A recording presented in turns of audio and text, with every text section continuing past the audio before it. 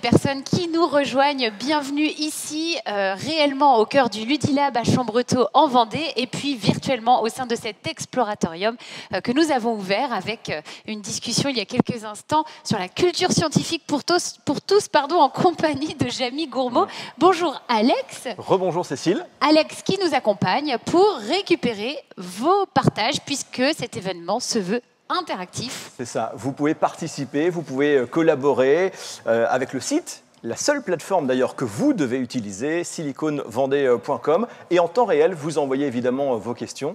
Et vous pouvez également partager avec plusieurs hashtags dont je vous parlerai dans quelques instants. Mais pour continuer notre aventure, toujours en direct du Ludilab avec Cécile Lefort, nous avons un invité. Cécile, je vous laisse le présenter. Alors, je vais vous le présenter, mais pas tout de suite. Parce que la séquence que nous ouvrons maintenant, eh bien, elle pose une question essentielle qui a été particulièrement appréhendée au cours des dernières semaines, qu'on le veuille ou non d'ailleurs, c'est celle de la digitalisation des métiers. Si pour certains, elle paraissait peut-être encore un peu anecdotique, voire source d'inquiétude ou réservée aux autres, elle s'est imposée clairement avec le confinement. Je ne vous apprends rien et les intervenants réunis avec nous en virtuel et en réel, ici, avec Hervé Pillot, faisaient déjà partie des personnes convaincues depuis longtemps. Ils sont tous les trois membres du Conseil national du numérique. C'est un cercle de 30 personnes nommées par le ministre en charge du numérique qui travaillent sur différents sujets liés au digital avec un focus sur les enjeux et les perspectives en France de ce que l'on appelle la transition digitale sur la société, sur l'économie, sur les entreprises, les organisations et les territoires, et ça tombe bien puisqu'on est au cœur de ce territoire de la Silicon Vendée. Gilles Babinet, Maude Bailly et Hervé Pillot ont intégré donc le digital dans leur ADN et nous proposent de réfléchir durant un peu plus d'une heure à cette question. On va d'abord les écouter et puis on prendra le temps d'échanger tous ensemble. Et je vous propose de commencer, Hervé, sur cette même question finalement de la digitalisation des métiers. Vous, on parle plutôt des métiers de l'agriculture en l'occurrence, mais de façon générale, est-ce que votre regard, avant que je vous présente et que j'en dise un petit peu plus sur vous et sur la spécificité de l'agriculture, cette digitalisation, ça vous évoque quoi de façon générale? Je pense que ça a changé le cours des choses déjà depuis des années et on dit qu'à toute chose malheur est bon. Cette crise du Covid a été un accélérateur, notamment pour le télétravail, Alors, on avait déjà tous les éléments avant qui nous le permettaient, la mise en place du cloud, donc de pouvoir stocker nos données à distance. Tous ces éléments-là permettaient déjà beaucoup de choses. Donc, aller au bureau pour travailler ou travailler à distance de son domicile était déjà possible. Là, il n'y avait pas le choix. Donc, il a fallu le faire. De la même façon, organiser des réunions. Moi, ça m'est arrivé couramment avant, et je pense que je ne le ferai plus, ou moins, d'aller à Paris pour une heure de réunion. Maintenant, on sait qu'on peut faire différemment. Donc, il y a énormément d'éléments comme ça pour lesquels la crise qu'on a vécue nous ont permis d'accélérer la digitalisation de quasiment tous les métiers. Alors justement, c'est intéressant parce que vous, votre métier, alors vous êtes tout juste retraité, mais vous étiez agriculteur, éleveur. Ça veut dire quoi, digitaliser ce métier-là? Et c'est vraiment votre sujet puisque vous êtes conférencier et auteur aujourd'hui. Vous présidez un groupe de formation, les établières. Vous vous occupez notamment d'innovation, de recherche et de développement à la Chambre d'agriculture. Et vous êtes membre d'honneur de la Ferme Digitale, cette association qui fait la promotion de l'innovation et du numérique pour une agriculture performante, durable et citoyenne. Vous avez écrit Agronuméricus, Internet est dans le pré et Economicus, manifeste d'agriculture. Comment on connecte les deux mondes et pourquoi c'est une bonne nouvelle et une bonne chose selon vous? Alors, tout le monde s'accorde désormais à dire que le modèle agricole va devoir évoluer. N'empêche qu'il y a des impératifs. Il va falloir nourrir 10 milliards d'habitants demain. Il va falloir, dans le même temps, préserver la planète. Il y a plein de choses à faire. Il ne suffit pas de dire les choses pour qu'elles se mettent en place comme ça, de façon magique. Donc, on va devoir intensifier l'agriculture de façon différente. On va passer d'une agriculture intensive en utilisation d'intrants, de pesticides, choses comme ça, à une agriculture au moins aussi intensive, je pense même beaucoup plus, en utilisation de connaissances. Et l'énorme intérêt du numérique, c'est de pouvoir avoir un accès à la connaissance qu'on n'a jamais pu avoir auparavant. C'est vrai pour l'agriculture, mais c'est vrai pour toutes les professions. Donc cet accès à la connaissance, à condition qu'on laisse toujours l'homme décider au-dessus, c'est quelque chose d'important, va nous permettre ces éléments-là. D'accord. Alors, je crois que peut-être nous allons pouvoir retrouver Gilles en ligne et en live, et Maud Bailly. Donc tout le monde est connecté. Est-ce qu'on peut... Bonjour. Bonjour à tous les deux. Tous les deux. Bonjour si Gilles, vous nous bonjour Maud. entendez, c'est une super nouvelle. On a commencé à échanger. Et ce que je vous propose, Gilles, c'est de nous redire ce que ça vous évoque, ce que ça vous inspire, cette digitalisation, et en quoi le confinement a pu l'accélérer surtout. Alors, est-ce que vous m'entendez déjà? Ça, c'est Oui, très bien. Et c'est un vrai bonheur. Voilà, c'est un plaisir d'être avec Hervé, Maud, vous tous, toutes, pour parler de ces sujets.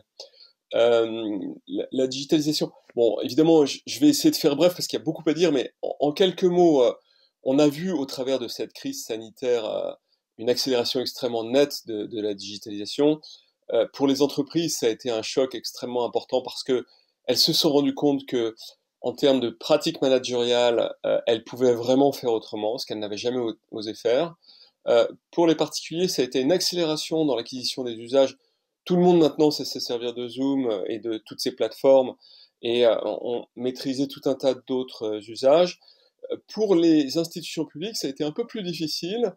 La plupart ont suivi, quelques-unes ont eu beaucoup de difficultés à se mettre au niveau et finalement à continuer à fournir leurs services comme elles le faisaient dans la vraie vie. Je pense que, d'une façon générale, il y a une prise de conscience que c'est inéluctable. D'autant plus que, finalement, on voit bien que ce sont des plateformes américaines qui, aujourd'hui, nous ont permis de passer cette crise difficile, notamment dans l'éducation nationale. Et donc, on se dit, bon, ben voilà, clairement, on doit y aller. Le point qui, je crois, m'est cher, et je sais que Hervé et Maud savent que, on répète d'ailleurs collectivement de façon assez inlassable ça, c'est il y a un vrai besoin de formation, de montée en compétences à tous les niveaux dans ce pays, et l'effort n'a pas été suffisant. Il n'est pas fait. Des territoires comme la Vendée, qui ont quand même, il faut le reconnaître, des succès entrepreneuriaux assez extraordinaires, et qui disposent d'un bon maillage entre finalement les pouvoirs publics, les entreprises, les organismes de formation, peuvent montrer l'exemple, l'ont déjà fait. Moi, j'ai un souvenir d'échanges avec la Chambre de commerce de Vendée qui était tout à fait au niveau sur ces sujets. Mais là, il faut qu'on arrive à faire ça rapidement à l'échelle du pays. Il faut qu'on change le système d'éducation nationale. Il y a un effort qui est fait vers des MIAGE, des formations en informatique qui soient un peu mieux faites. Il faut que l'éducation supérieure fasse un très gros effort. Il faut que les territoires, les chambres de commerce fassent ça également. Et puis, il faut que l'État se digitalise. Il y a également des efforts qui sont faits, mais je pense que tout est dans la mesure. La mesure, à mon sens, peut encore monter nettement d'un bon gradient, ne serait-ce que pour se mettre dans les moyennes européennes, ce qui n'est pas le cas de la France pour l'instant. Donc en fait, pour l'instant, certes, il y a eu un accélérateur, mais selon vous, on n'est pas finalement très en avance. C'est ça?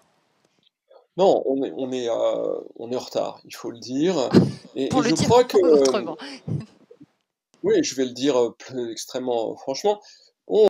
Je veux dire, si je vous livre le fond de ma pensée, c'est et Maud, c'est bien que je pense ça, mais on a eu un glissement au cours des 30 dernières années, où dans les institutions publiques, on a surtout des gens qui ont fait du droit public, de la législation, et on a perdu une culture qui était forte en France dans les années de reconstruction, ces fameuses 30 années de transformation de la nation, qui était une culture d'ingénieur. Donc ça a disparu.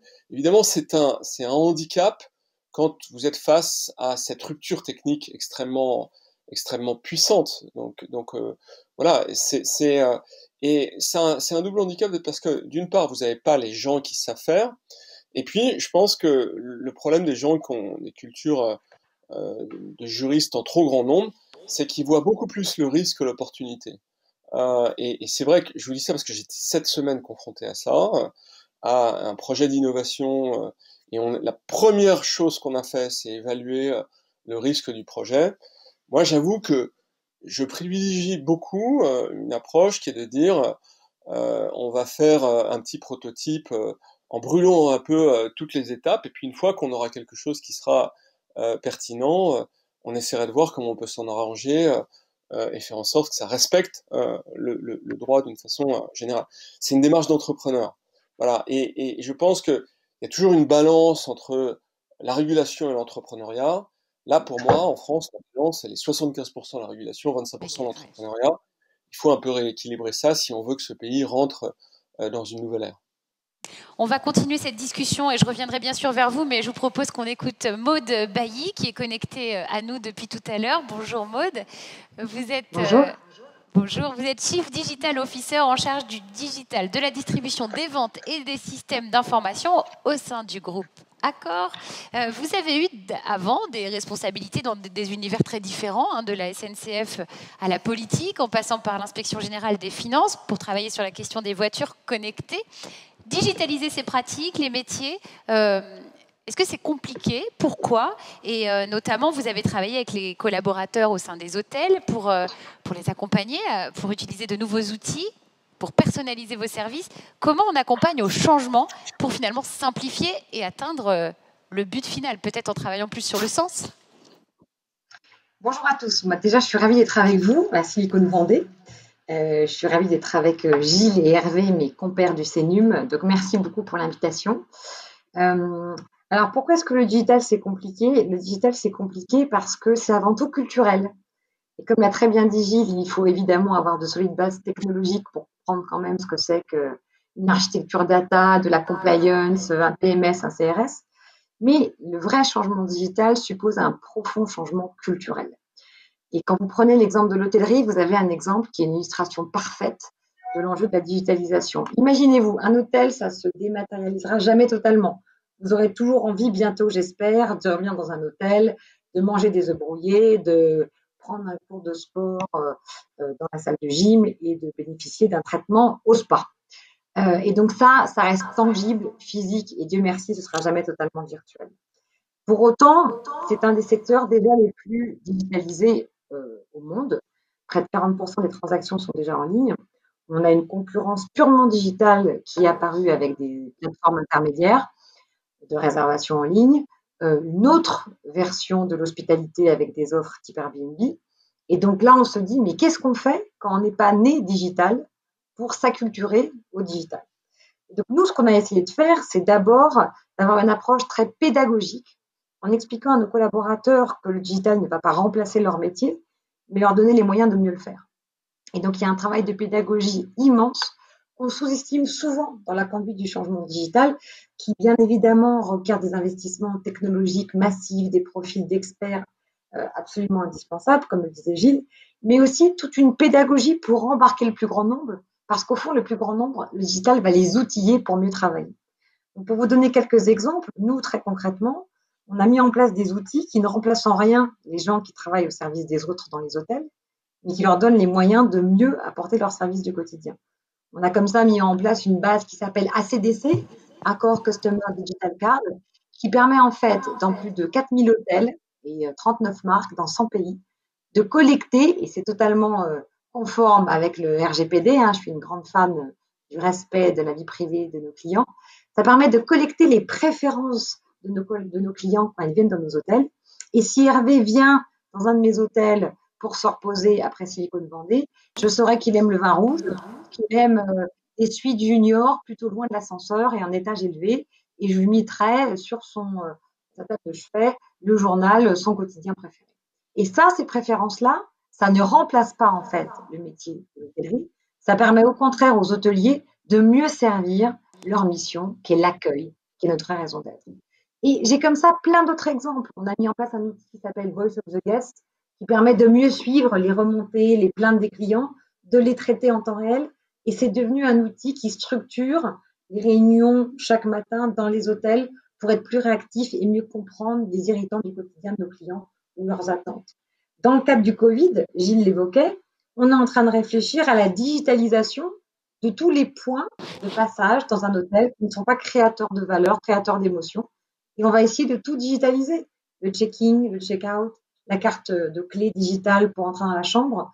On va essayer d'adapter l'expérience dans l'hôtel, grâce au digital, alléger tous les moments de contact qu'on peut exposer nos clients et se concentrer vraiment sur ce qu'on aime faire, apporter une expérience de qualité et un peu inoubliable. Et le digital, c'est ça. C'est un moyen, jamais une fin, et ça demande nécessairement un travail d'acculturation des équipes qui vont le servir. Merci beaucoup. J'ai envie de transmettre la parole à Hervé, puisque finalement, là, on parle de personnalisation, d'une fine connaissance, loin de chiffres ou de fantasmes qu'on peut avoir avec le digital.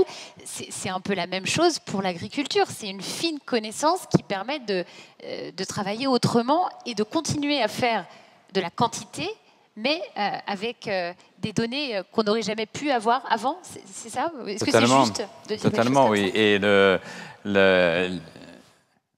tout ce qui englobe l'agriculture a un point commun avec ce que vient de dire Maud, c'est le physique, le local. L'agriculture, on ne pourra pas la délocaliser. Comme les hôtels du groupe Accor, même s'il y en a partout dans le monde, on a envie d'aller à un endroit, que ce soit pour des raisons professionnelles, pour se reposer ou autre chose, mais c'est réellement physique. Et après, l'outil digital est un moyen extraordinaire, mais ce n'est qu'un moyen qui correspond à un besoin. Et ce besoin, il se fait sentir dans nos métiers d'agriculteurs. Alors la différence qu'on peut avoir, qui est sensible entre un gros groupe comme le groupe Accor et l'agriculture, c'est que justement Accor est un gros groupe où les choses peuvent se structurer. L'agriculture, c'est un énorme puzzle de micro-entreprises. Donc le modèle d'organisation n'est pas véritablement le même. Et donc justement, il faut faire attention à pas trop centraliser les choses pour que l'agriculteur reste maître de ses décisions chez lui. Alors comment il va utiliser le digital? Il va l'utiliser comme un outil d'aide à la décision pour ses pratiques agricoles, ses pratiques d'élevage, pour aller vers des pratiques plus vertueuses. Par exemple? Je fais exprès, je fais comme Jamie, je pose les questions jusqu'au bout. Ça veut dire quoi? Ça se traduit comment? Alors ça se traduit comment? De façon très simple. Pour protéger une culture, on va mettre, tant qu'on n'a pas d'autre solution, des pesticides. Je ne connais pas un agriculteur qui utilise des pesticides par plaisir, ça n'existe pas. Donc on veut l'utiliser le moins possible, parce que ça coûte cher, les mettre au bon endroit, au bon moment, à bon escient. Donc là, le digital va nous aider beaucoup, parce que par de l'IA, on va avoir la météo à l'instant T qui va nous dire là on peut y aller, là on ne peut pas y aller. La parcelle, maintenant on est capable de scanner les parcelles pour savoir à tel endroit il va falloir en mettre plus, à tel endroit il y en a besoin de moins. C'est la même chose pour les engrais, pour la nourriture des plantes. On est capable maintenant de faire tous ces éléments-là et les agriculteurs l'utilisent de plus en plus. Le point, je pense qu'on y reviendra tout à l'heure, il faut quand même faire attention qu'ils restent maîtres de leurs décisions. Un autre élément, c'est la commercialisation des produits. Tous les agriculteurs désormais, ou presque tous, suivent les cours des denrées qu'ils cultivent sur Internet. On est en direct avec la bourse de Chicago, on est en direct avec les grandes places boursières pour connaître l'évolution des cours. C'est surtout vrai pour ce qui est stockable. Des céréales, on peut les garder dans un silo pendant quelques mois, voire une année, voire plus. Donc, ça nous permet de commercialiser au bon moment.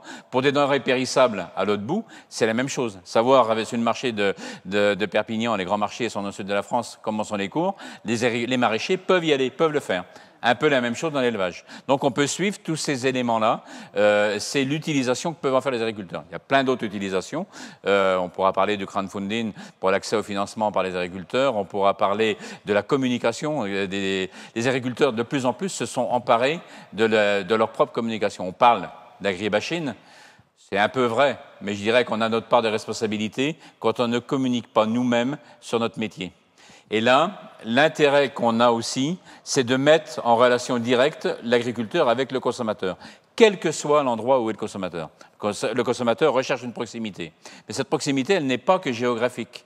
Elle peut aussi être via les outils numériques. Un consommateur qui, demain, à Shanghai ou à Qingdao, parce qu'ils n'ont pas les terres qu'on a nous, va manger des produits importés de chez nous, a le droit à cette proximité de connaître la bouille de l'agriculteur qui l'a produit. Et c'est possible et on sait faire. Donc c'est plutôt source de réjouissance pour vous, plus que d'inquiétude. En tout cas, vous l'avez vu évoluer ce métier, évidemment, je suppose, entre le moment où vous avez commencé votre carrière. Ça se voit tant que ça? Non, c'est pas ce que je voulais dire. Et au moment où je l'ai dit, je me suis rendu compte que c'était pas très adroit. Mais c'est pas grave, j'assume jusqu'au bout. Entre le moment où vous avez commencé ce métier et puisque vous êtes jeune retraité, oui. J'ai bien dit jeune retraité, oui. Eh bien, les choses ont forcément changé. C'est plutôt source de réjouissance pour vous, ou il y a quand même une petite vigilance à garder? Ah, il y a une vigilance à garder, mais j'ai le souvenir, moi, de mon père, qui lui avait connu sûrement encore plus d'évolution que je n'ai connu, quand le premier fax est arrivé à la maison. Il n'arrivait pas à comprendre comment on arrivait à transmettre du papier comme ça à travers le fil. Et lui, il avait connu couper des arbres à la hache. Moi, j'ai jamais fait ça. On avait déjà des tronçonneuses quand on faisait le bois l'hiver. Mais je dirais qu'en 2 générations, toute cette évolution s'est faite pour arriver maintenant à la traite des vaches par des robots, au suivi des cultures par des drones, à des applications qu'on peut faire aussi par des drones, l'utilisation d'intelligence artificielle. En l'espace de 2 générations, 3 générations, le pas franchi est énorme. J'ai toujours le souvenir, Gilles est à distance, mais on était ensemble quand on a vu cette conversation avec Michel Serres, c'était il y a quelques années maintenant, qui nous dit l'agriculture est la plus grande révolution du XXe siècle. On est passé d'un agriculteur qui nourrissait quelques personnes, c'était 70% de la population française, à moins de 2% actuellement, pour nourrir une population qui s'est multipliée et arriver à exporter. En divisant par plus de 10 le nombre de personnes, en multipliant la productivité pour autant. Donc toute cette évolution s'est faite là, et le cap que nous permet le digital, désormais, est énorme dans cette perspective-là. Une vraie accélération. Gilles, vous réagissez comment quand vous entendez Hervé, que vous connaissez bien, et Maud, sur les 2 modèles, celui du milieu de l'hôtellerie et celui de l'agriculture? Ce sont des domaines où ça avance, et ça avance plutôt vite, la digitalisation.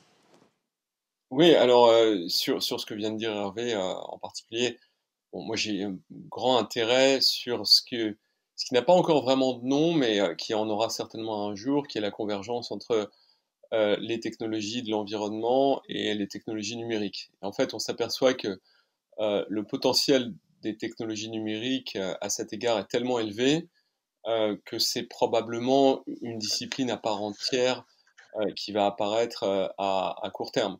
Et en particulier, je pense que c'est important de le dire, alors qu'on sort tout juste de la Convention citoyenne pour le climat et que le Green Deal européen est aujourd'hui clairement sur la table dans le cadre de la relance.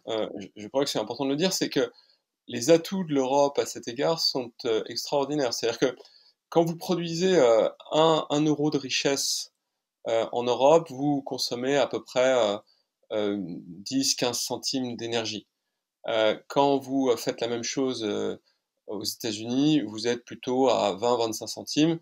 Et en Chine, vous êtes presque à 40 centimes. C'est-à-dire que on a déjà une très grande efficacité énergétique. Et si on rajoute là-dessus une approche qui est vraiment, on va dire, je ne vais pas entrer dans les aspects scientifiques, mais très multifactoriel, ce qui est vraiment le propre de l'agriculture. Vous avez beaucoup de facteurs qui sont en jeu.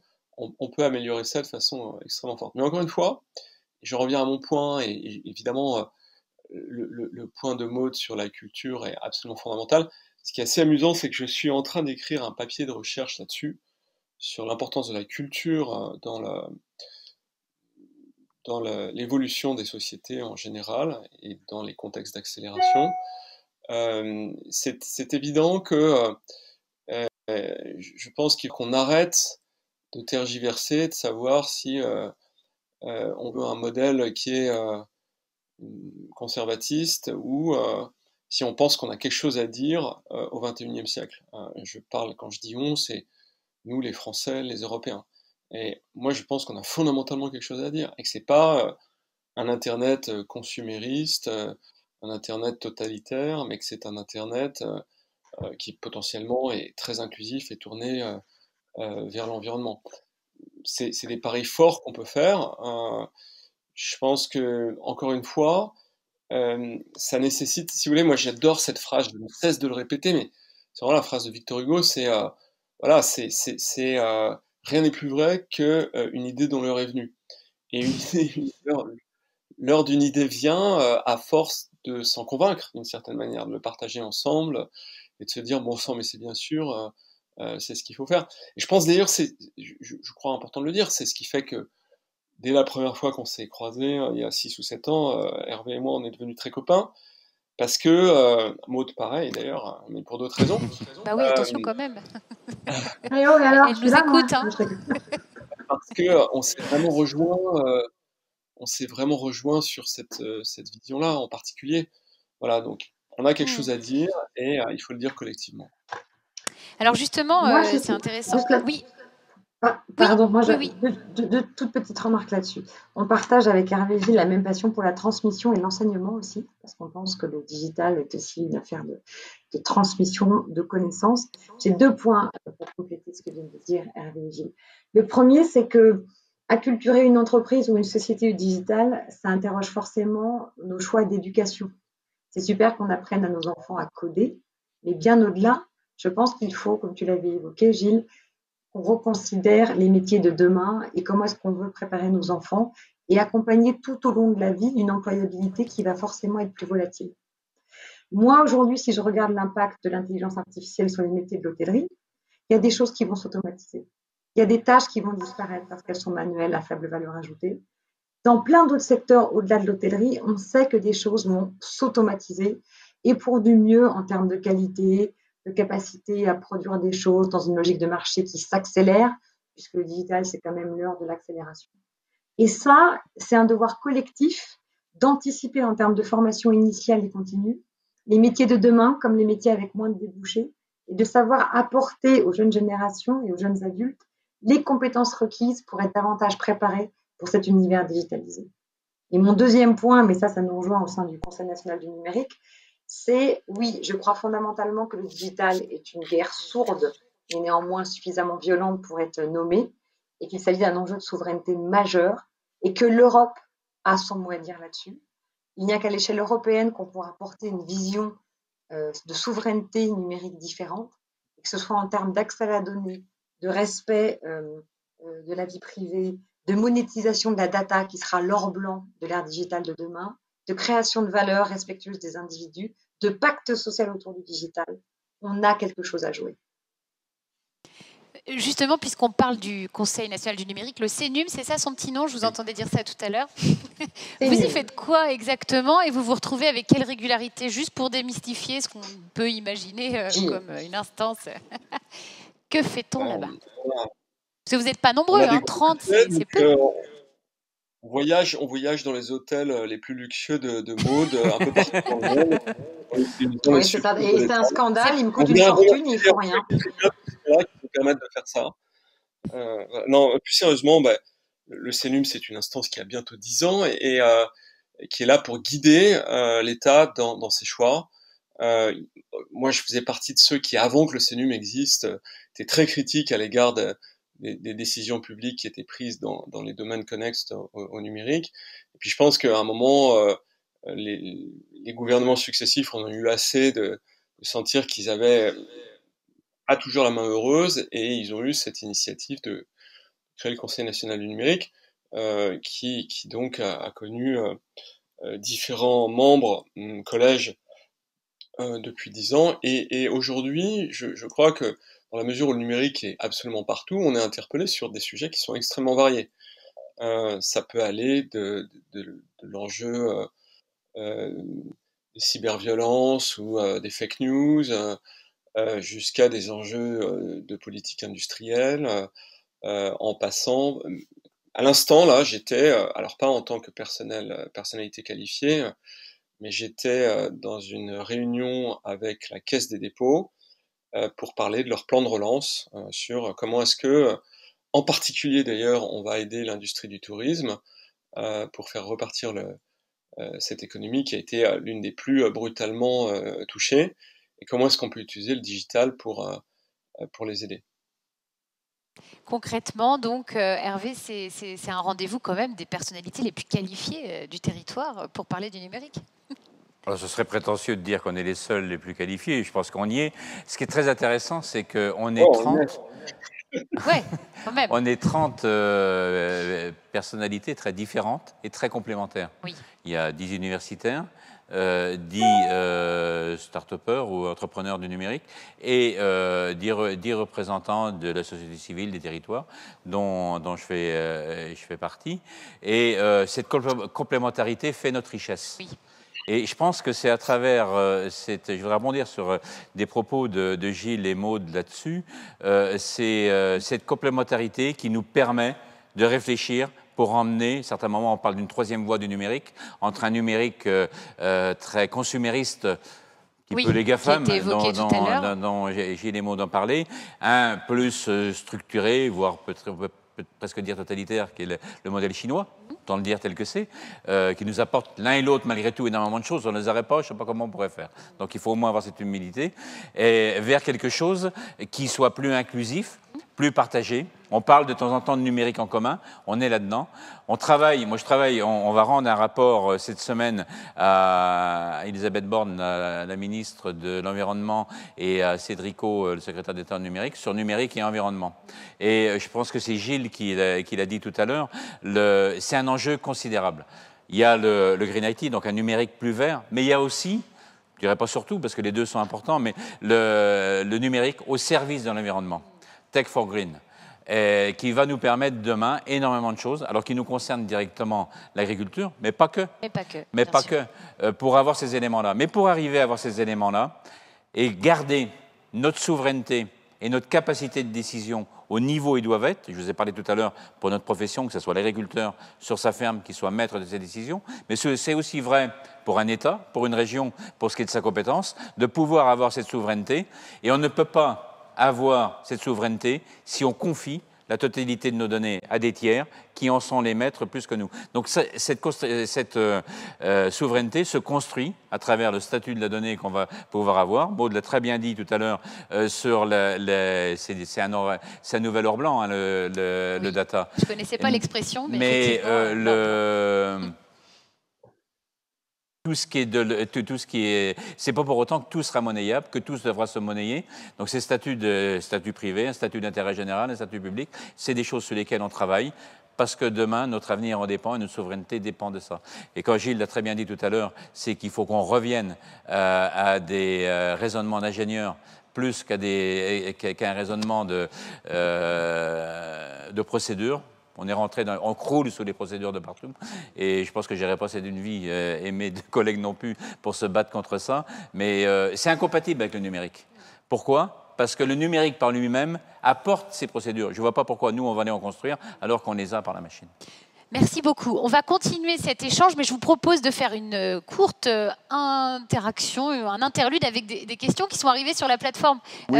Et Alex, je veux bien que tu te fasses l'interprète. Vous me voyez de temps en temps en train de me pencher, etc. Je ne suis pas en train de répondre à des mails perso, mais en train de voir les échanges qu'il y a sur la plateforme, évidemment. On vous en parlait tout à l'heure, et ça va être comme ça tout au long de ce week-end, siliconvendée.com. Alors, il y a par exemple Taloche qui s'adresse à vous trois et qui dit « Personnellement, le digital ne m'intéresse pas. Étant plâtrier, j'aurais plus besoin d'un exosquelette mécanique pour m'éviter de me flinguer le dos. Mais bon, je crois que je ne suis pas bancable. » Ça, c'est voilà, le premier commentaire de ce milieu d'après-midi. Et puis, une question pour Maud, de la part de Henri Pierre, qui dit « Est-ce que l'environnement juridique français et européen n'est pas un frein à l'innovation dans le numérique ?» Maud, répondez à cette question, même si, alors je fais une petite parenthèse, j'aime beaucoup votre décoration. On a l'impression qu'il y a un pot de départ qui aura lieu à 18h d'une collègue qu'on aime beaucoup. Absolument. Et qui travaille depuis 15 ans dans la structure. Vous êtes tous invités. Ah, d'ailleurs, vous êtes Merci, tous Maud. les bienvenus. Faut juste, voilà, je suis au 82 rue Henri Farman à la Tour Accord. Voilà, Gilles connaît bien l'endroit. You are all welcome. En fait, c'est la bulle de mon bureau parce que je trouve que c'est important d'incarner ces valeurs et de l'énergie positive au travail vu le temps qu'on y passe. Et voilà, c'est la photo en fait de tous les moments chouettes de petites victoires avec mes équipes. On ne fait rien. Vous faites bien, c'est très happy. Ses talents. Ça marche donc, pour bien. répondre, alors, cette question de Henri Pierre. Juridique. Ça rejoint ce qu'évoquait Gilles tout à l'heure. Si on raisonne, le droit est là pour protéger un équilibre de société. Il faut évidemment qu'on ait du droit et rien de pire que les zones de non-droit. Les conflits qu'on a eus dans le cadre du digital sont des conflits de zones grises où on voit bien que le droit existant est remis en cause, est mis à mal. Et tout d'un coup, il y a des gens qui sont dans une zone de droit et l'autre dans une zone de non-droit. Et c'est ces tensions-là qu'il faut résoudre. Donc on voit bien qu'il nous faut du droit.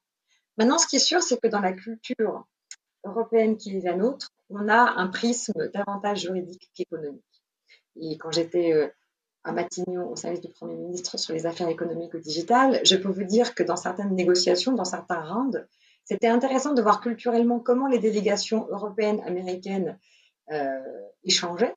Alors, les Américains venaient en général accompagnés de très gros poids lourds, acteurs économiques, CEO de grands groupes. là où nous, on venait plutôt accompagner d'une armée de juristes. Et encore une fois, il est essentiel d'avoir une expertise juridique parce que c'est le fondement de la démocratie, de la régulation d'une société. Pour autant, pour reprendre ce que tu disais, Gilles, il ne faut pas que ça nous fasse tomber dans une culture de frilosité, de peur, de pruderie, qui nous empêche d'avoir un vrai esprit d'innovation. Moi, je dis souvent qu'il est formidable, dans l'exemple de la data, qu'on ait une vraie ambition avec le règlement général relatif à la protection des données, le respect de la vie privée, tout en monétisant la data de demain. Pour autant, si on tombe dans un extrême trop avancé, qui nous empêche de développer des nouveaux secteurs économiques, qui nous empêche de saisir des nouvelles opportunités de business, alors on va se faire passer devant en termes économiques par d'autres zones géographiques qui n'auront pas du tout ces états d'âme et qui, en fait, vont nous supplanter économiquement parce qu'on sera resté trop dans l'esprit du droit. Donc, moi, j'appelle une Europe toujours autant souveraine et respectueuse en termes de protection de la vie privée de ses citoyens. Et je crois que c'est une voie qu'il faut encourager. Pour autant, j'aimerais qu'on puisse un peu desserrer l'étau juridique quand il s'agit de financer et de sponsoriser des champions européens digitaux. Réfléchissez à l'exemple du cloud. Je ne sais pas quelles sont les solutions que vous utilisez en termes d'hébergement de vos données, mais il y a très peu de solutions françaises et européennes en termes d'hébergement de cloud. Qui est au courant qu'il y a eu le Cloud Act qui a été adapté aux États-Unis en mars 2018, qui fait que toutes les données hébergées sur une solution américaine de cloud sont aussi consultables par les autorités américaines. On voit bien que derrière le digital, il y a un enjeu de souveraineté. Et donc, j'aimerais qu'on desserre l'étau européen juridique dès lors qu'il s'agit d'actions en faveur d'investissements pour porter des champions européens numériques, pour justement reprendre un peu de pouvoir dans cette guerre digitale qui est aussi un rapport de force. Merci beaucoup, Maude. J'imagine que ça résonne, Gilles Babinet, ces propos-là, et ça fait partie des échanges que vous avez aussi au sein du CNU. Totalement en ligne, je crois. Voilà. Ah ouais, c'est sûr. Malheureusement, ça résonne. Est-ce que je peux me permettre de répondre à Taloche? Ah, on va répondre à Taloche. Oui, non, je pense que c'est non, important. on passe à une prochaine question. Allons-y. Si, mais non, c'est une blague, Maude. On répond à Taloche. Non, mais d'accord, non. Taloche, je vous ferai un message privé parce que c'est quand même la dictature, hein, Silicon Valley. Non, en fait, je reviens parce que quand j'étais à Matignon, on avait demandé au CNUM, à l'époque présidé par Mounir Majoubi, une réflexion sur la transition digitale des PME et des TPE. Les PME et les TPE, c'est 98% des tissus d'emploi en France. On parle des grands groupes, mais au fond, la transition digitale, le vrai enjeu, c'est pour les commerçants, l'artisanat, les PME, les entreprises plus petites qui sont tout autant concernées par la digitalisation des métiers. Et donc, quand bien même Taloche est plâtrier, le digital peut aussi le servir en lui donnant une surface d'exposition en ligne, la capacité à être davantage connu dans son bassin d'activité, la capacité de faciliter ses outils de gestion interne, comptabilité, tenue de ses comptes, autres services de gestion peut-être de ses collaborateurs. Et donc, nous, on avait beaucoup poussé à l'époque pour un chantier qui, à mon avis, est encore en cours, encore en chemin, à savoir la digitalisation de toutes les TPE et de toutes les PME et de comment on peut les aider à prendre conscience de l'intérêt du digital et en effet à les réconcilier, je comprends Taloche, avec quelque chose qui semble lointain, qui semble concerner les GAFA, mais qui en fait peut les aider à porter leur business au quotidien.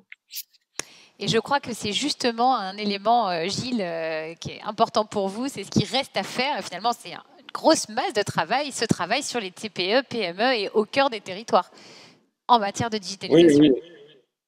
C'était d'ailleurs une bonne question du gouvernement sur ce sujet. C'est-à-dire que, en fait, moi, j'ai travaillé longtemps auprès de la Commission européenne et j'avais accès aux datas de Eurostat. Et ce qui était effarant à l'égard de la France, c'était effectivement le très très gros décalage par rapport à la moyenne européenne sur les TPE, artisans TPE, qui sont sensiblement moins digitalisés que les autres. On est au niveau de, en gros, la Roumanie à ce niveau-là, c'est-à-dire le dernier pays de l'Europe. On doit être l'avant-dernier pays, quelque chose comme ça. Donc c'est vraiment inquiétant, c'est difficile à expliquer. Enfin, ça s'explique d'ailleurs, il y a principalement des enjeux démographiques. On a encore des entrepreneurs qui sont beaucoup plus vieux, qui sont quasiment 10 ans plus vieux que la moyenne européenne. Bon, donc c'est plus difficile pour eux d'adopter ces outils-là. Et ça rejoint le point que j'évoquais tout à l'heure, c'est-à-dire que, notamment dans cette phase de redémarrage, j'en parlais il y a quelques jours, il faut vraiment qu'on sache aller chercher Taloche et ses amis pour leur dire, c'est pas uniquement Facebook. Je veux dire, parce que moi je me retrouve souvent confronté à des gens qui me disent, ouais, bah, effectivement, il se trouve que moi j'ai un frère qui est plombier, donc c'est un peu l'équivalent de Taloche. Et on a ce type de conversation assez souvent. En fait, lui, il se rend compte que s'il avait un CRM bien foutu, ça serait super, qu'il y a des plateformes qui peuvent l'aider à faire des devis avec toutes les pièces qui viennent quasiment automatiquement d'une base de données qui lui permettent très très rapidement de pouvoir produire des propositions de façon beaucoup plus efficace. Enfin, on peut trouver assez facilement une dizaine d'outils qu'il peut mettre en œuvre assez facilement. Simplement, le point sur lequel il bute, c'est il dit, écoute, moi je te connais, donc il parle de moi, et toi tu es dans le numérique, donc tu peux me donner un coup de main, mais objectivement, tout le monde n'est pas dans cette situation-là. Et encore, moi j'ai pas le temps d'aller le former sur des CRM. Donc ce qu'il faut, c'est que on puisse avoir vraiment une sorte de force de proximité qui soit en contact avec ces artisans et qui concrètement leur fasse pas un cours sur l'intelligence artificielle et la loi de Moore ou je ne sais quoi, mais qui leur disent, voilà, comment vous pouvez gagner du temps, être plus efficace, changer votre modèle d'affaires, être plus avec un écosystème de partenaires plus intégré grâce aux plateformes. Ça, c'est ce que on n'a pas encore fait. Et je trouve assez symptomatique d'ailleurs que on soit très en retard et en même temps un pays qui ait une forme de fascination pour la verticalité. À mon avis, l'un et l'autre sont quand même un petit peu liés. Merci beaucoup Gilles. On reprend peut-être, je crois qu'il y a des questions, on va en prendre une ou deux, et puis ensuite je m'intéresserai avec Maud à la question du management digital, qui est aussi un aspect intéressant. Une question, donc vos questions continuent évidemment de tomber sur le site siliconvendée.com, allez-y, c'est la plateforme qui est ouverte aujourd'hui et puis également demain, tout au long de cette nouvelle journée. Sky Anakin, je pose la question à l'un de vous trois, peut-être à Hervé qui est en présentiel à mes côtés.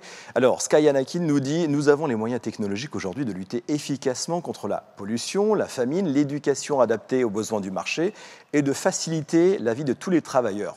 Cependant, cela n'arrange pas les rois de la spéculation et des corpos GAFAM et autres gros preneurs d'intérêt mondial et des gouvernements de contrôle.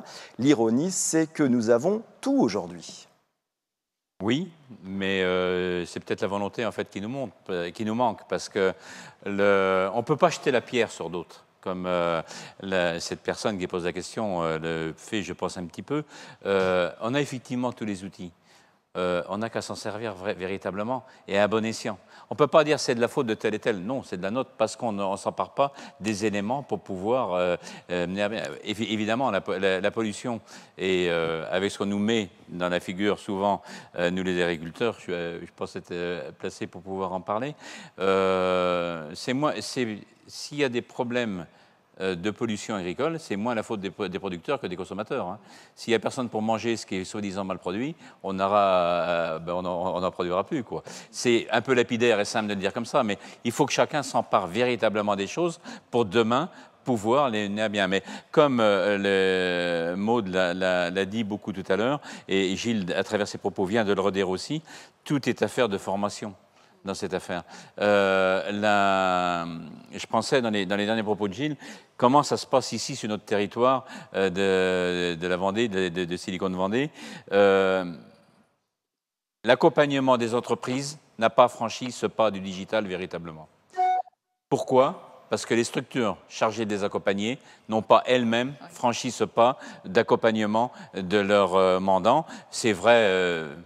Avant de venir ici, je viens de la session de la Chambre d'agriculture. C'est vrai pour toutes les chambres consulaires, c'est vrai pour ces organisations-là. Cet instinct n'est pas pris de pouvoir accompagner au digital nos propres entreprises. Oui. Et il va falloir passer pour ça. Et c'est même pas une histoire de volonté politique, c'est que c'est encore pas rentré véritablement dans les... On dit quelque chose de vraiment innovant rentre quand on change de génération. Je pense malgré tout, c'est trop tôt pour le voir, mais ce déclic qu'on a eu depuis quelques mois, avec la rupture, parce que je pense que c'est une rupture, on est un pays qui évolue plus facilement par rupture que progressivement.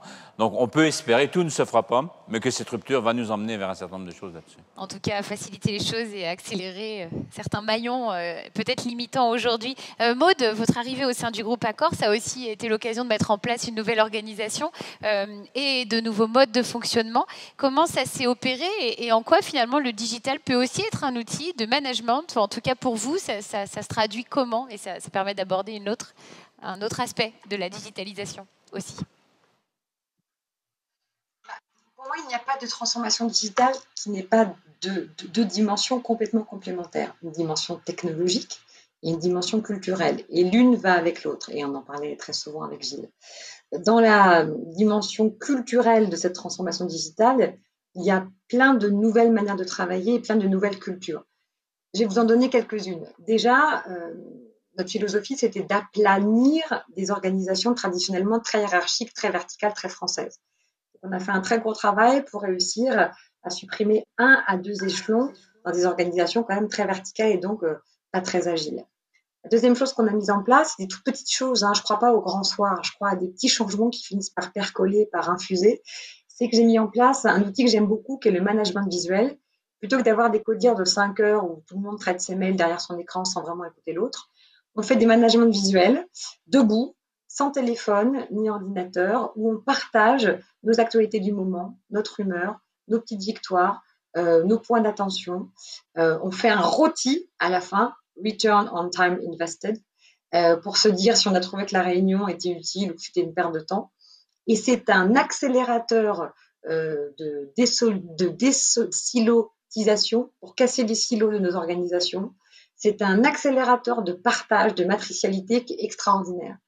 J'ai aussi mis en place des choses toutes bêtes comme arrêter d'imposer aux gens d'être managers s'ils n'ont pas envie d'être managers.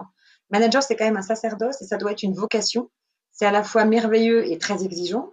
Et donc, on a créé chez Accor une filière tech avec des experts technologiques en architecture de données, en data crunch, en data scientists, en spécialistes de design, de culture, de l'UX sur des sites web et l'application mobile, qui n'ont pas à cocher la case de manager pour faire carrière et qui pour autant évolueront très bien chez Accor. Et donc, créer cette filière technologique a permis d'enlever l'obligation, souvent très oppressante pour beaucoup de nos collaborateurs, de devoir être manager pour évoluer et de permettre aux managers qui aiment être managers de se conforter dans cette filière et de se développer en ce sens. Et en fait, le digital, dans sa dimension culturelle, c'est beaucoup de matricialité, beaucoup de cassage des silos, qui sont quand même un phénomène très persistant, qui sont un levier de résistance au changement qui est très, très net, un aplanissement des organisations et plein de petits outils comme ça, où finalement on apprend à mieux travailler ensemble, de bout en bout, et non plus dans une logique d'appartenance à un département hiérarchique, mais plutôt de manière solidaire autour d'un même projet, d'un même produit à délivrer. Et ça, c'est une tendance qui remet forcément en cause les cultures traditionnelles de management. Le digital oblige les cultures managériales à se réinventer. Ouais, merci beaucoup. Ça doit forcément résonner chez Hervé Pillot et peut-être aussi chez vous, Gilles. Vous m'entendez? On vous entend plus, nous. Là, oui. Ah, ça y est, c'est bon. Ouais, j'entends. Ouais, ça va. Mais j'ai pas entendu la question. Ah, d'accord. Ben, c'est pour ça que je me disais bien qu'il y avait un truc. Non, je disais que ça devait forcément résonner, cette notion de management et d'évolution, finalement, de casser les codes et les silos. Forcément, là, ça résonne aussi. C'est vraiment le cœur. D'ailleurs, je peux le dire à Maud, je suis en train d'écrire vraiment un livre qui est dédié au management, parce que je trouve le sujet complètement dingue, complètement passionnant. Et là encore, alors évidemment, je voulais voyager en plein pendant le Covid, aller aux États-Unis, mais ça sera plutôt, je pense, au début de l'année prochaine que je ferai ça. Mais et c'est vraiment impressionnant de voir qu'il y a une rupture managériale. C'est-à-dire que on s'en rend pas compte. Je pense que les blue chips, les organisations traditionnelles s'en rendent pas compte, mais il y a une rupture qui est au moins aussi forte que la rupture technologique. Et je suis stupéfait de voir des gamins qui ont 30-35 ans, qui font des entreprises absolument extraordinaires un peu partout dans le monde, parfois un peu plus vieux, mais pas beaucoup, avec des modèles de management qui n'ont rien à voir avec ce que l'on connaît, qui sont des entreprises extrêmement efficaces. Et c'est quelque chose qui est presque pas observé finalement par, entre guillemets, l'ancien monde. C'est-à-dire ils ne comprennent pas, ils n'arrivent pas à comprendre ce qui se passe. Et c'est vraiment intéressant. Maintenant, il y a un truc qui, d'ailleurs sur lequel je bute un peu, hein, mais que je trouve passionnant. Je dirais qu'il y a la technologie, le management, et puis il y a, j'ai envie de dire, la culture archétypale, c'est-à-dire les trucs très très, très très profonds, quoi. Et il y a un truc qui, moi, je trouve assez difficile à casser, mais en tout cas intéressant, c'est, je vais faire rire tout le monde, mais c'est les voyous. En fait, les grands entrepreneurs, c'est des voyous. C'est vraiment des voyous. C'est des gens qui vont passer au travers des lignes jaunes, vraiment. Et ce truc-là, c'est difficile à quantifier, c'est quelque chose qui est probablement extrêmement difficile à apprendre, si c'est possible à apprendre, mais c'est quelque chose qui est extrêmement présent. Et quand j'observe des organisations traditionnelles qui réussissent dans la transformation digitale, je vois beaucoup ça. Une entreprise que j'aime pas beaucoup pour les produits qu'elle fait, mais qui, je crois, est respectable pour son niveau de transformation digitale, c'est McDo. Eh bien, McDonald's, ils ont donné les clés du camion à des gens qui ont brûlé les étapes, qui ont mis dehors les POS, les Point of Sales, qui étaient un gros partenariat avec IBM, dans plusieurs États américains, sans le dire au CEO, parce que sinon ils pensaient que ça marcherait pas, etc., qui ont créé une nouvelle expérience, et une fois que ça a marché, ils ont été capables de la globaliser. Voilà, donc ça c'est un aspect, je vous le livre presque de façon, on va dire, très candide, parce que j'ai pas la réponse à ça, mais en tout cas, je suis depuis au moins 3 ou 4 mois dans l'écriture de mon livre sur ce sujet, et je trouve que c'est un sujet qui est extraordinaire. Je finirai là-dessus. Il y a un livre, pour moi, un livre extraordinaire, qui est encore une fois pas forcément de quelqu'un que j'aime beaucoup, mais le livre est néanmoins extraordinaire, c'est le livre de Peter Thiel, From Zero to One. Et il raconte un monde, ce livre, il dit, dans les fondateurs de PayPal, il y avait 4 personnes qui étaient les fondateurs, et on s'est rendu compte au cours d'une conversation qu'on avait quelque chose en commun, c'est que quand on était ado, tous les 4, on avait fabriqué des bombes. Voilà, et je trouve ça incroyable, je trouve ça absolument très interpellant, quoi.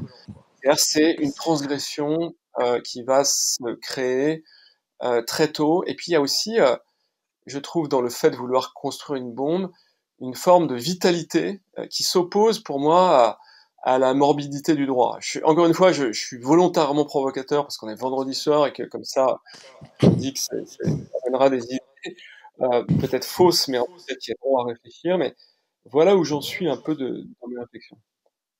Merci beaucoup. Une pointe de rébellion pour accélérer la digitalisation. C'est intéressant, hein? Ah, c'est très intéressant et c'est le cas.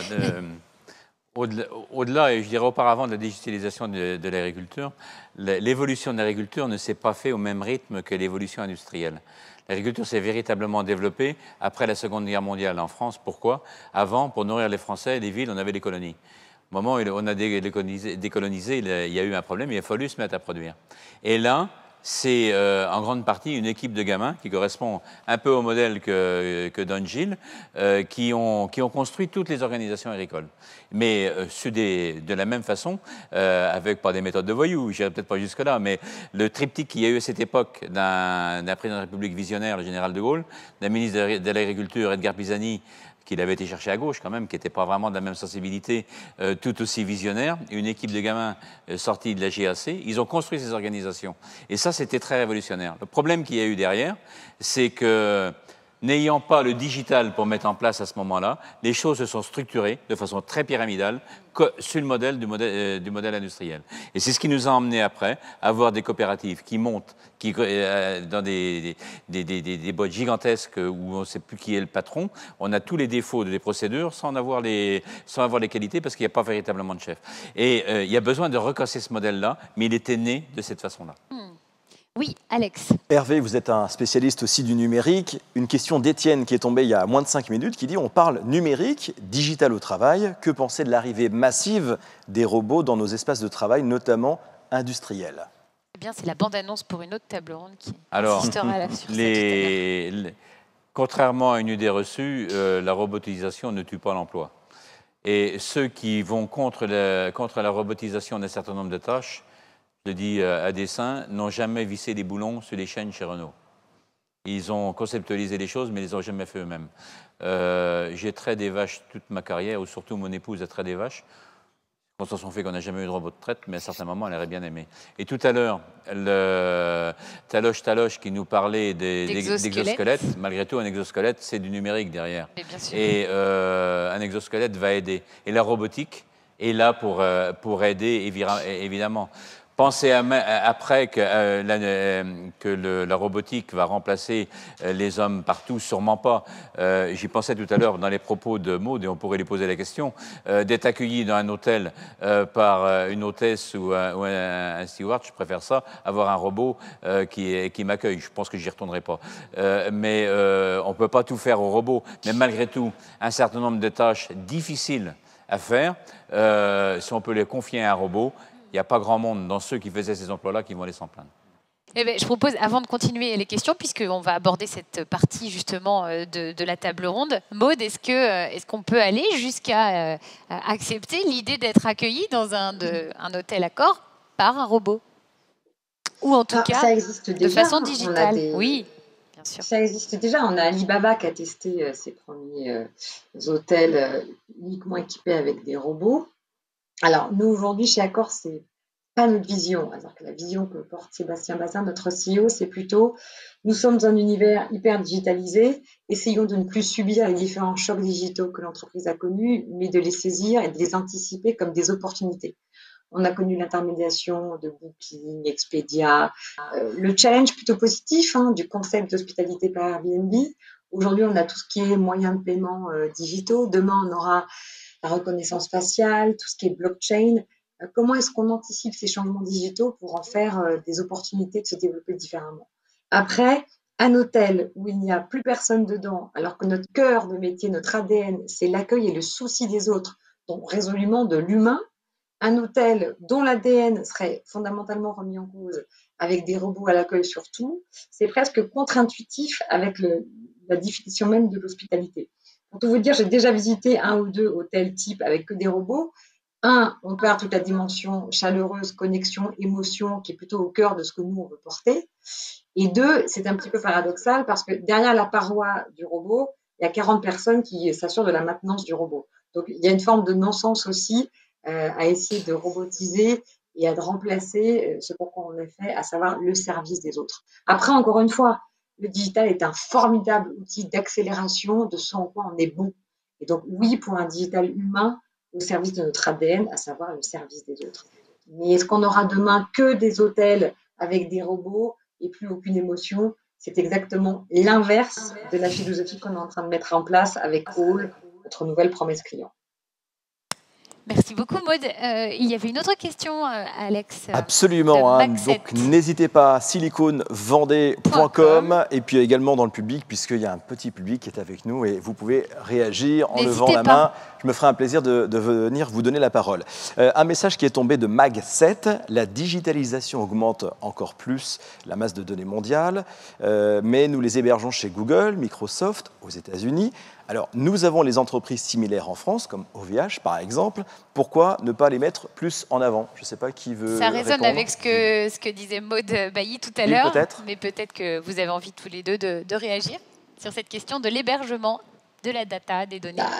Pour une fois, aux États-Unis, il a été adopté en mars 2018 dans un silence mondial assez consternant et assourdissant, le Cloud Act, qui justement fait que toute personne hébergeant ses données sur un hosting, une solution d'hébergement américaine, d'une certaine manière, confie aussi ses données en termes d'accès aux autorités américaines. Il y a un enjeu de souveraineté. Et ça rejoint aussi le sujet du débat autour du droit. Oui, pour un traité européen complètement garant du droit de la concurrence, mais oui aussi pour un droit européen réaliste et lucide par rapport à la guerre économique qui se joue. On voit bien que les acteurs digitaux aujourd'hui frôlent des situations de monopole. Il est extrêmement difficile de vraiment créer une pleine concurrence vu les coûts d'entrée, les coûts fixes requis pour pouvoir être en vraie capacité d'être en compétition avec des acteurs bien installés. Donc je pense qu'il faudrait absolument promouvoir une politique européenne de soutien à des champions numériques européens avec des subventions, des investissements publics. assumer. Vous savez qu'on a, en vertu de l'article 82 du TCE, de financer l'émergence de champions parce que c'est en infraction au droit de la concurrence. Dans le contexte très spécifique du marché digital européen, du marché digital mondial, qui brouille les frontières entre public et privé, qui ignore les frontières territoriales, qui conduit à des situations de fait quasi monopolistiques, il faut qu'on puisse répondre avec en effet des solutions d'hébergement, des solutions de licence, des solutions technologiques européennes pour ne pas subir finalement qu'un très faible éventail de solutions technologiques où les clients finissent par ne plus avoir le choix et donc par être captifs de leurs solutions digitales. Gilles, sur ce sujet de l'hébergement, vous partagez les propos de Maud? Ah oui, je les partage à 1000%. Vous enfoncez le clou. Ah ouais, non, mais on est hyper d'accord. Je pense qu'on a un vrai problème de souveraineté, mais aussi, je veux dire, en termes d'antitrust, il y a beaucoup d'observateurs de la scène américaine qui disent si on était dans un monde normal, ça ferait très longtemps qu'on aurait démantelé les GAFA. C'est-à-dire, chaque GAFA pèse aujourd'hui plus lourd en termes de valorisation boursière que la Standard Oil en 1922 quand elle était démantelée. Voilà, ça en soi, ça parle, ça devrait nous interpeller. Et si vous voulez, vous avez 2 fois moins de startups qui sont financées en série A aux États-Unis qu'il y a 12 ans. Pourquoi? Parce que une des questions qui vient lorsque vous levez de l'argent, c'est what if Google makes it? Qu'est-ce qui se passe si Google se met à le faire? Et si vous ne savez pas répondre à cette question, vous ne levez pas d'argent. Et souvent, vous ne savez pas répondre à cette question. Donc on a clairement aujourd'hui des acteurs qui détruisent de l'innovation. Et l'une des clés des régulateurs lorsqu'on a créé l'antitrust, donc dans les années 20, ça a été justement de pouvoir préserver l'innovation entrepreneuriale. On considère qu'à partir du moment où cette capacité d'entrepreneuriat et d'innovation diminue, eh bien finalement, on est dans une situation où le régulateur est en droit d'intervenir. Mais là, si vous voulez, comme il y a au-delà des enjeux strictement économiques, des enjeux de soft et de hard power, puisqu'il y a aussi un aspect renseignement qui est évident, mais on a une inaction, je dis partielle d'ailleurs, parce que là aujourd'hui le Congrès s'est saisi sérieusement du sujet, comme la FCC, on ne va pas rentrer dans le détail de cette question, mais il y a une petite évolution aux États-Unis, parce que je pense qu'ils se disent, finalement, ça nous fait du bien, parce que ça nous amène beaucoup d'avantages, notamment sur la scène internationale, mais malgré tout, les inconvénients sont peut-être supérieurs aux avantages. Donc, c'est une vaste discussion. Maintenant, nous, dans cette conversation, en tant qu'Européens, on n'est pas toujours à l'aise parce que les Américains ont beau jeu de nous dire, écoutez, vous auriez vous-même des grands acteurs et vous nous demanderiez de démanteler les nôtres, ou en tout cas de réduire leur portée, on pourrait vous entendre, mais là, ce qu'on entend surtout, c'est que, entre guillemets, vous êtes en situation de faiblesse et ça vous pose un problème et vous souhaitez que nous-mêmes, on démantèle nos champions. Donc c'est très difficile d'arriver à faire quelque chose. Pour le moment, c'est surtout sur le plan fiscal qu'on essaye d'être plus efficace, pas tellement non plus parce que les États-Unis sont sortis sous l'égide de l'OCDE de la possibilité de faire un deal à cet égard. Donc je pense que on va doucement vers une résolution, mais en tout cas, je crois que la vraie conclusion qu'on doit tirer, c'est on ne peut compter que sur nous-mêmes, et c'est à nous, Européens, et je dis bien Européens, comme Maud l'a dit, de décider, de faire des choix sur les orientations que l'on souhaite prendre en termes d'innovation, et de les assumer et de les pousser jusqu'au bout. Quand on est au cœur d'une révolution, la moindre des choses qu'on puisse faire, c'est d'en profiter. Juste pour aborder peut-être la dernière partie de cette table ronde, si on devait revenir sur ce territoire de la Silicon Vendée en s'adressant aux TPE, aux PME, aux entreprises, aux dirigeants qui nous suivent certainement, et je sais qu'ils sont nombreux et nombreux à être connectés, ça serait quoi selon vous, Hervé, Gilles, Maud, le prochain pas à faire pour avancer concrètement sur la digitalisation de sa profession, de son métier, que l'on s'appelle taloche ou Accor? Hervé. Je ne sais pas si c'est un avantage ou un inconvénient. Il se trouve que par rapport à Gilles et Maud, je connais ce territoire pour en être. Il n'est pas unique, mais il est atypique dans sa façon d'être construit. Je pense qu'on en trouve quelques autres en France, dans des vallées de Savoie, dans des endroits comme ça, construits de la même façon. Je pense qu'il y a des valeurs de travail en commun qui ont forgé ce territoire. Je pense qu'il faut profiter de ces valeurs-là et d'y associer le digital pour pouvoir les amplifier, mais surtout pas le remplacer. Le côté humain est très très important. Cette solidarité qui fait le développement global de l'ensemble de ces entreprises, il y a quand même nombre d'exemples sur ce territoire qui l'a permis, de chances données à des jeunes qui s'installent, quels que soient les domaines d'activité, de pouvoir le faire. Le digital peut permettre de le faire. Le deuxième élément que ça peut apporter, c'est une ouverture sur le monde. D'ouvrir ce territoire, il n'est pas spécialement casanier, mais malgré tout, il est plus centré sur lui-même que sur l'extérieur. Ça peut nous permettre de l'ouvrir énormément vers d'autres marchés, alors le plombier ou le plâtrier, il ne va pas aller faire du plâtre à Shanghai ou à Taïwan, c'est sûr. Mais pour un certain nombre de métiers, je pense dans le meuble, je pense dans l'agroalimentaire, le secteur que je connais le plus, où on a quand même des belles firmes sur ce territoire, le digital peut permettre ça à travers les outils qui... Ce pas n'a pas véritablement totalement été construit, mais le faire en gardant les valeurs qui en ont fait, son ADN qui fait la force du territoire. Merci beaucoup Hervé. Pour terminer, je vous pose la même question, Gilles, Maud. Le prochain pas, celui qui pourrait être, selon vous, le plus efficace, quelle que soit la situation dans laquelle on se trouve, en matière de digitalisation, ce serait quoi? Moi, d'abord, je voulais juste vous dire que on a beaucoup dit que le digital, on associe beaucoup de digital et fractures. Hein.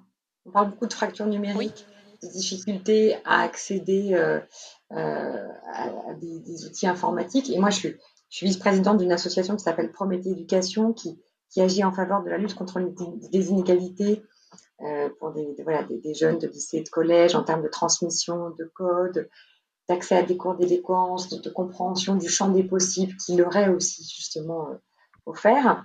Et donc, on parlait ce matin, il y avait un board ce matin de fractures numériques, puisque dans le cadre du confinement, vous savez que le confinement a été vécu de manière totalement différenciée en fonction de la situation sociale des familles et des enfants. Et là-dedans, on a bien vu qu'il y avait une aggravation de la fracture numérique, puisque l'accès au savoir était aussi corrélé à l'équipement numérique des familles. Bien sûr. Mais j'ai aussi envie de dire que faut quand même qu'on se dise que le digital peut être un formidable levier d'horizontalité. C'est-à-dire, le digital, c'est un formidable levier pour mettre en relation des gens qui ne se connaissent pas. C'est un formidable levier de création de communautés virtuelles.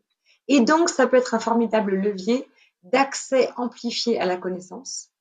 Et c'est un formidable levier de création de solidarité. Et donc, comme tu le disais, Hervé, si on pouvait, dans des territoires isolés, dans des territoires où les gens ne communiquent pas forcément, accélérer la mutualisation des savoirs et des talents par le digital, alors on aura gagné quelque chose. On parle souvent de zones blanches, de territoires orphelins, on parle de difficultés à se connecter les uns les autres, mais s'il y a bien un levier qui, s'il est utilisé à bon escient, permet de créer des liens, de nous connecter à tous les sens du terme et donc de nous rendre plus forts, c'est le digital. Et donc, moi, j'aimerais beaucoup qu'il y ait une action des pouvoirs publics avec les acteurs privés, parce que je pense aussi que le digital brouille les frontières entre public et privé, pour créer cette forme de nouveaux réseaux de solidarité virtuels qui vont permettre de mettre en place, et on l'a bien vu déjà en ligne, il existe des systèmes de troc, des gens qui échangent leurs compétences contre des services. Pourquoi ne pas aussi réfléchir à une structuration de notre pacte social dans les territoires autour d'outils digitaux? Ça peut être en termes d'accès au savoir, en termes de services, en termes de solidarité, en termes de prise de soin de nos aînés. Il y a plein de choses en termes de politique publique et de modèles de société qu'on pourrait décliner autour du digital. Voilà ma conviction profonde. Mais ça implique que privé et public s'assoient autour de la même table. Merci beaucoup et je propose à Gilles de clore ce dernier tour d'horizon de réflexion sur cette vaste question de la digitalisation des métiers. Oui, alors, bon, il y a des choses qui sont, je dirais, génériques et qui concernent tous les territoires, et puis d'autres plus spécifiquement la Vendée. Mais si vous voulez, moi, première chose qu'il faut faire, c'est vraiment s'intéresser aux TPE, artisans, dans une moindre mesure PME, ETI, et redoubler d'efforts pour faire en sorte que les gens soient formés. Ça, c'est j'ai envie de dire, de l'investissement rentable à court terme. Me semble-t-il, de ce que j'ai vu, l'un des problèmes que l'on rencontre, c'est qu'il y a trop d'opérateurs. Vous avez les chambres de commerce, les filières, les pôles, le MEDEF, vous avez la BPI qui opère sur les territoires, et vous avez encore d'autres initiatives. Et c'est plutôt effrayant quand vous êtes en face. Donc ça, c'est vraiment quelque chose qui doit être fait. Et j'ai plus le souvenir du petit comparatif qu'on avait fait à l'égard de la Vendée, mais je pense que c'est valable pour tout le monde. Donc avoir une seule tête et avoir des formations qui sont spécialisées, c'est-à-dire qui concernent chacun des métiers et qui permettent de faire gagner du temps aux gens qui vont se former. Ça, c'est le point 1. Le point 2, c'est vraiment avoir une stratégie autour de l'uniformisation de la data. C'est-à-dire que dans tous les territoires, vous avez des axes de spécialisation, et on s'aperçoit que si on aide des acteurs en écosystème à mieux échanger la data, on leur donne des gains de compétitivité, on a des supply chains qui sont plus intégrés, ça marche mieux d'une façon générale.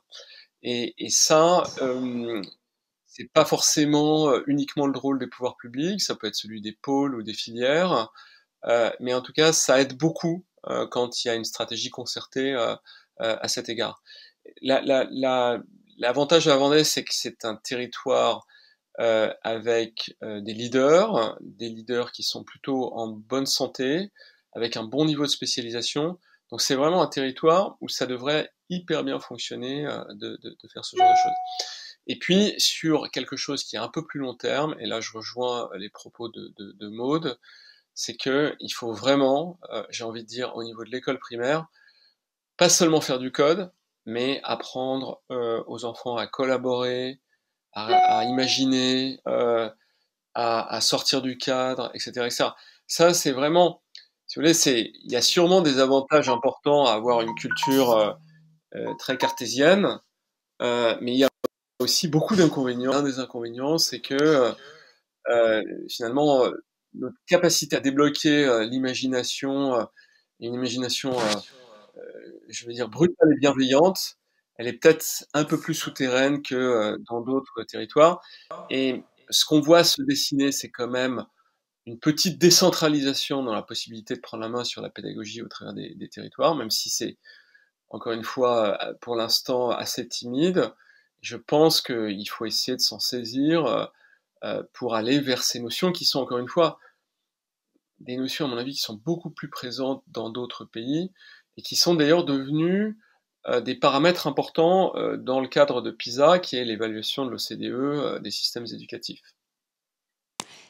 Merci beaucoup. Alors, on pourrait encore discuter longuement, mais l'exploratorium se poursuit. On va quand même vous demander de réaliser un tout petit défi. Ça va être une dernière question. C'est une dernière question et on remercie Charlot85 de vous la poser à tous les trois. Écoutez bien, Gilles, Maude et Hervé, en 30 secondes, c'est même pas en 30 secondes d'ailleurs, il a barré en un seul mot. Comment est-ce que vous avez chacun de votre côté vécu ce confinement ?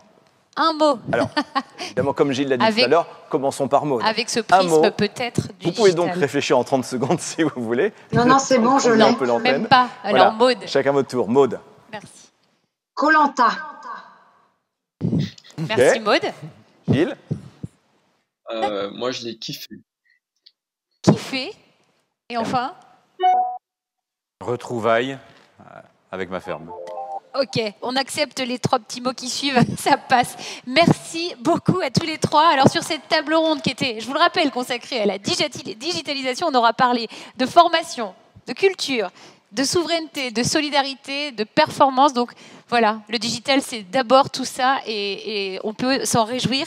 Merci d'avoir pris le temps. Merci à vous deux d'être restés connectés à nous. Bon pot de départ, s'il y en a vraiment un. En tout cas, bon vendredi soir. Parce que Gilles nous disait tout à l'heure qu'on était vendredi soir, donc peut-être qu'il était un peu en avance sur le week-end. Non, il n'y a pas de pot de départ. C'était vraiment ma bulle, Non, je vous assure. c'est juste le quotidien, c'est beau. Merci beaucoup à tous les Merci trois. Maud, merci beaucoup Hervé À et bientôt. merci Gilles Merci Babinet. beaucoup pour l'invitation. Bonne fin de journée, bravo à toutes et à tous.